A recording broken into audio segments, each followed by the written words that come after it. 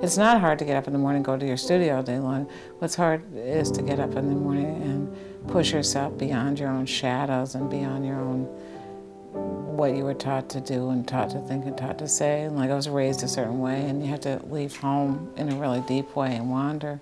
You know, if I had a motto about pain, it'd be like, stay scared.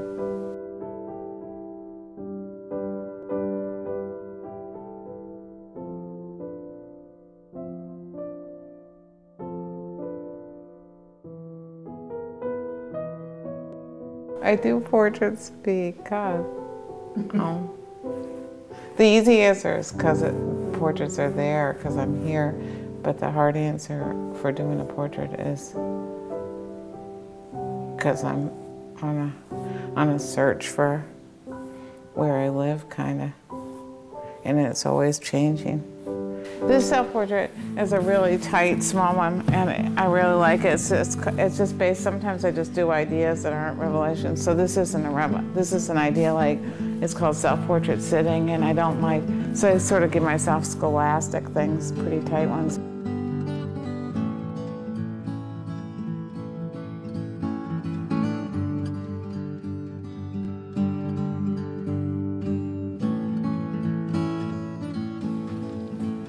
Not crooked? Not crooked. It's so weird because the internal painting's crooked, so like my whole thing is like if you have the shoulder off by an inch, by the time you get to the elbow it's off 3 inches, and by the time you get up to the wrist it's like 10 inches, you know what I mean? You know how torsos have like contrapposto, it's called, like the Greek torsos, they have like a twist and it's a counterweight, that's what contrapposto is. And when I did whole bodies, I could always put that in, and so then the problem I had is I really wanted to do just a face, but I wanted that twist, that torque to it. The backgrounds are different there, and that change in where it is in space twists it more too.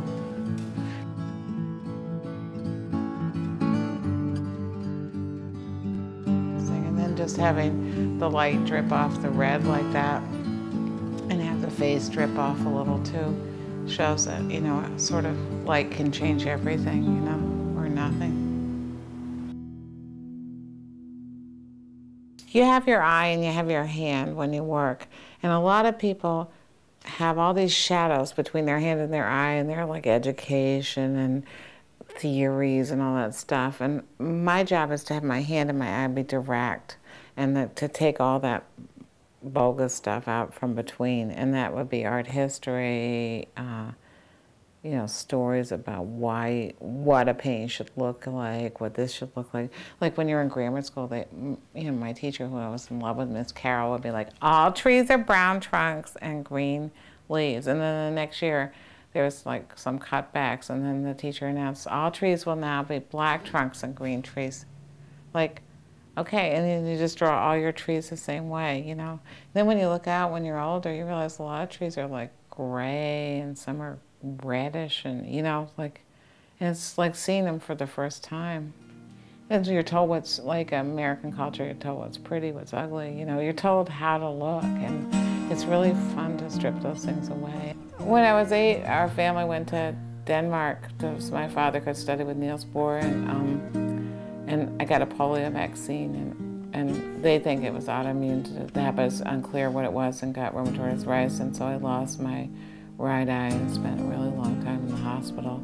And just not being able to move and not being able to see kind of made you value when I could see again, looking so much that it always seemed like, you know, just like the opening in the field, the place that you would most go to be happy. And I started to lose my sight in the other eye and finally did. And so this is just a self-portrait I painted when I was totally blind. And you can see how scared, and it amazes me. Like, I'm always amazed by painting that ideas can come through.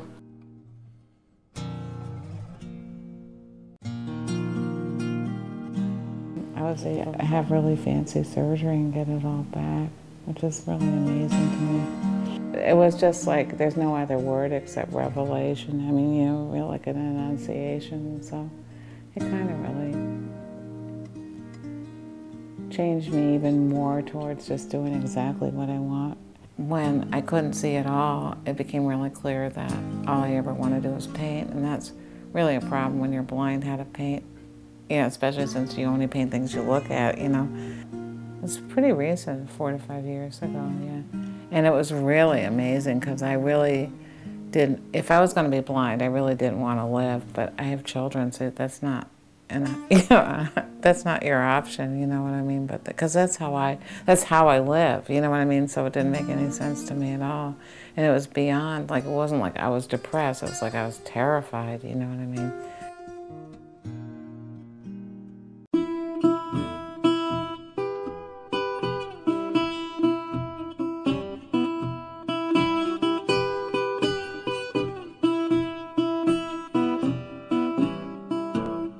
So this is the beginning. It's called, I called it In the Land of the Blind, the whole show that I had of it. But this is like called ground fog, and it's there and the blindness is blowing in, you know?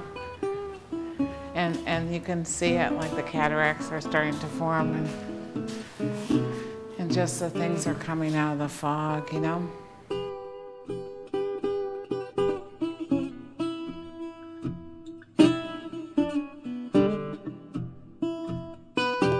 These stretchers, the size they are basically arm size, so you could kind of feel your way across. So a lot of the marks are just made with my fingers, and then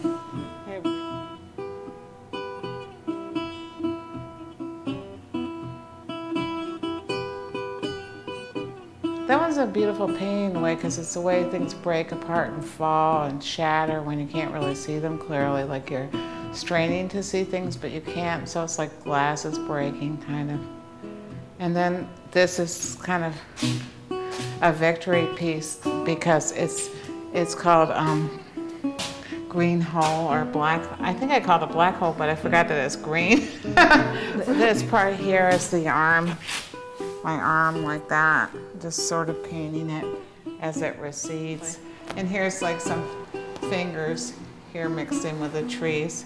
And everything's pretty clear. It's just going away, and I can see the park again. The blindness is leaving, so I'm going out.